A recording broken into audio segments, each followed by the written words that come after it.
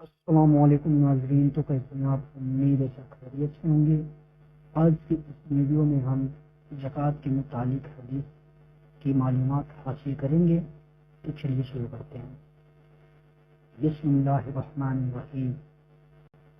لکھا ہے، ایک دیہاتی نبی کریم صلی اللہ علیہ وسلم کی خدمت میں آیا اور عرض کی کہ آپ مجھے کوئی ایسا کام بتلائیں جس پر اگر میں ہمیشگی کروں تو جنت میں داخل ہو جاؤں۔ آپ نے فرمایا کہ اللہ کی عبادت کر، اس کا کسی کو شریک نہ ٹھہرا، فرض نماز قائم کر، فرض زکوٰۃ دے اور رمضان کے روزے رکھ۔ دیہاتی نے کہا، اس ذات کی قسم جس کے ہاتھ میں میری جان ہے، ان عملوں پر میں کوئی زیادتی نہیں کروں گا۔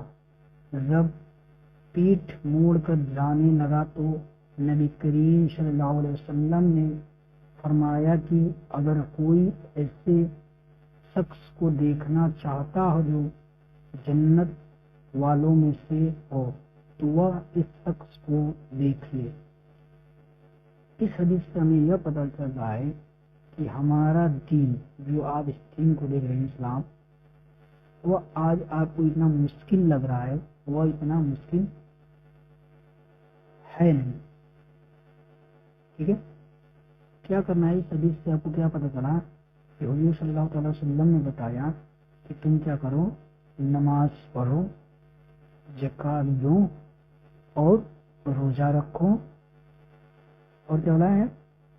اللہ کی عبادت کرو، کسی کو شریک نہ ٹھہراؤ، یعنی شرک مت کرو، نماز قائم کرو، فرض زکوٰۃ دو اور رمضان کے روزے رکھو۔ اتنا ہی کام بتایا ہے۔